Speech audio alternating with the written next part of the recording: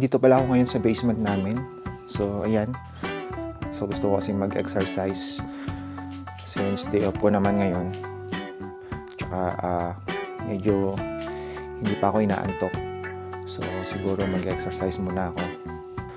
Kasi nga, medyo nagbabawas kasi ako ng timbang. So, ayan. So, ngayon yung may parang time ako. Time check! So, bali 11:03 na ng gabi, guys. So, gabi na yan. Medyo bored kasi ako ngayon. Ayan, siguro na kung gagawin ay mag-treadmill muna ako. Tapos, after that, shadow boxing. So, eto. Medyo makalat dito sa basement. Kasi nga may mga binigay na gamit yung friend ko. Pinapunta ng Ontario, kaya hindi pa namin siya naayos. So, kailangan ko munang i-on yung switch niya.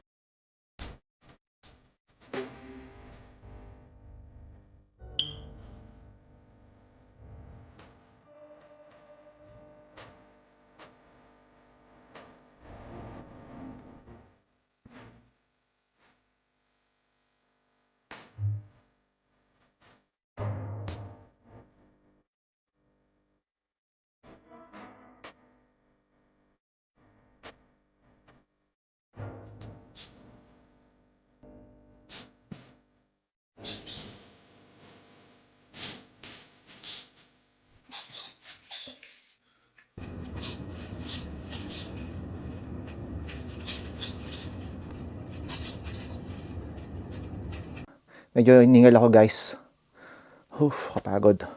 Umabot din ako siguro ng 1 hour na nag-exercise. So, yan. Ay, medyo nakakapagod. Mahirap talaga pagka wala ka talaga masyadong exercise.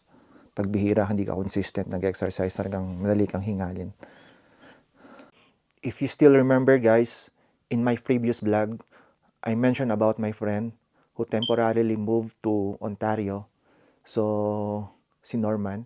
So, bali, may iniwan kasi siyang ibang mga gamit dito sa bahay. So, ngayon, ipapakita ko sa inyo kung ano yung mga gamit pa niya na iniwan dito.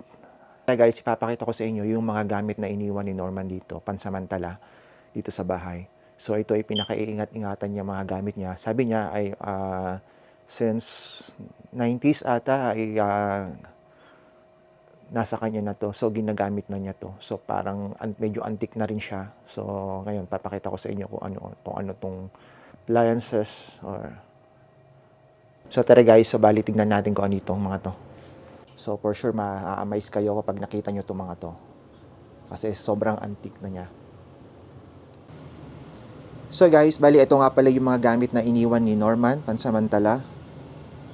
So, ayan. So, ano nga ba ito, guys?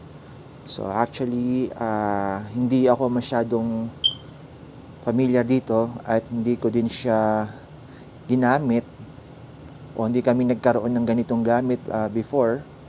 So, for sure, sa iba rito, alam ko ano itong mga to. So, bali ito nga pala, guys, ay mga plaka. Ayan, sa mga nakakaalam sa inyo. Yan, so ito yung mga plaka. So, sobrang pinaka-ingat-ingatan ni Norman yan. Actually, sabi niya sa akin, yun, sabi sa akin ni Norman, since 90s, nasa kanya na daw itong mga to. So, ayan, hanggang ngayon, good condition pa rin daw siya. So, nagpe-play pa rin siya. So, hindi kasi kami nagkaroon ng ganito before. Pero alam ko, may mga bagong, yung mga modern na ganito na lumabas ulit. So, parang binalik nila. Kaya lang itong mga to ay sobrang luma na daw niya. So, pero good quality pa rin daw yung sounds niya. So, eto guys, papakita ko sa inyo. So, ito yung mga plaka niya. Ayan, sobrang dami. Iba-ibang siyang klase.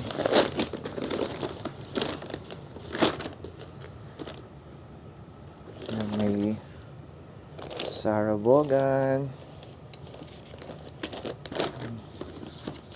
So, meron siyang ito, mga ano siya, hindi familiar sa akin yung mga singers. Yan. Ito, Beethoven.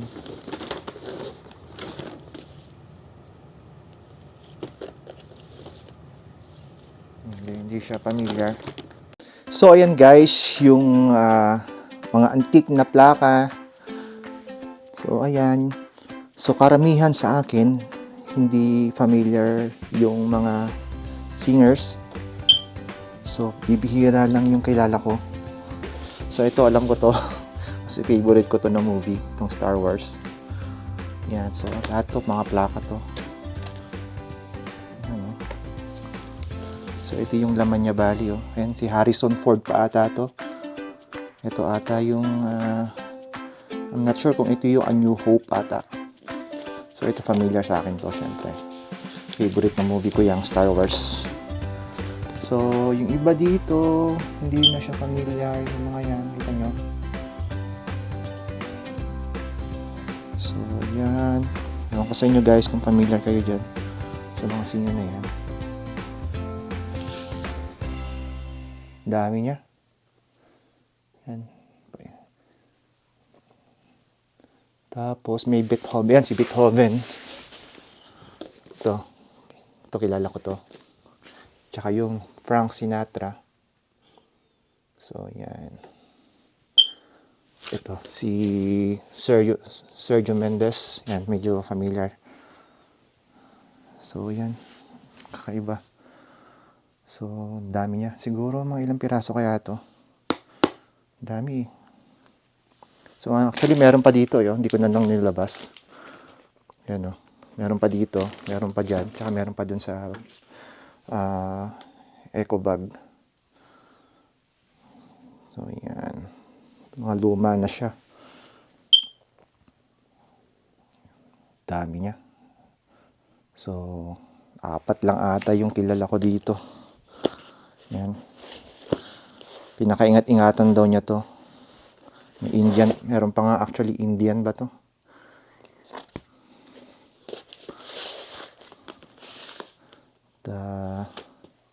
Ito, hindi ko alam ito. Tapos, lahat to mga plaka. Dami. Yan.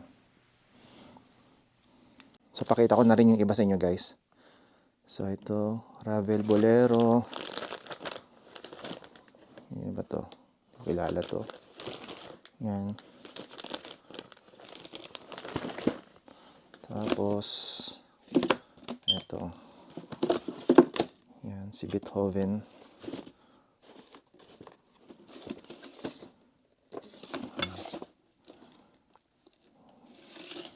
So, yan. So, sabi niya, actually, until mga good condition pa rin yung mga yan. So yun, bali, nagpe-play pa silang lahat. Ayan, no? Tignan nyo guys, oh. Dami, oh. Wow. So, sobrang pinakaingat-ingatan niya yan. Parang sabi niya, treasure niya to. Ito. Tapos guys, ito nga pala yung player niya. So, yan. Actually, nakatago na siya. Nilabas ko lang para dito sa vlog. Yan. Ito yung pinaka-player niya. Tapos, ito naman yung speakers niya. Yan. Actually, sobrang bigat niya. Siguro, itong isang to, nagkakamali, mga 7 to 8 kilos. Sobrang bigat. Isa niyan. Solid wood siya. Tapos mayroong ditong amplifier. Yan, tapos hindi ko alam kung ano yung isa.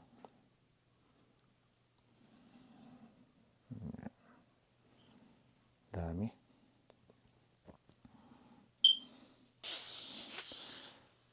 So, kayo guys, baka familiar kayo dito. Siguro sa inyo ay nagkaroon din ng ganito before. So, yan. Ako hindi talaga ako familiar.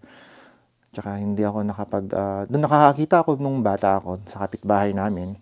May mga ganito siya, may mga plaka din sila. Pero hindi ko namin na-experience na nagkaroon ng ganito. Pero natandaan ko pala guys, nung high school ako, kapag nagla-lunch kami, kung familiar kayo sa jukebox, yun, yung hinulugan ng piso, tapos magpapatugtog siya.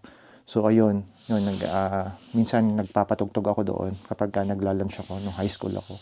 Yung jukebox, meron kasi yung restaurant doon na kinakainan ko, meron silang jukebox, tapos naglalaglag kami ng piso. So yun, tapos magpi-play siya. Parang plaka yun, alam ko. Natandaan ko parang de plaka siya. So yan, bali na itabi na natin yung mga plaka ni Norman. So yan, tatabi na lang ulit natin siya. So hopefully, after 6 months ay makabalik na rin si Norman dito sa Edmonton. Yun, kasi namimiss na rin namin siya kasama. Siguro kapag dating niya, sabihin ko sa kanya na patugtugin namin to. So wala na kasing time na i-play niya itong before kasi parang 2 days bago siya bumalik ng Ontario. So tsaka lang niya dinala dito.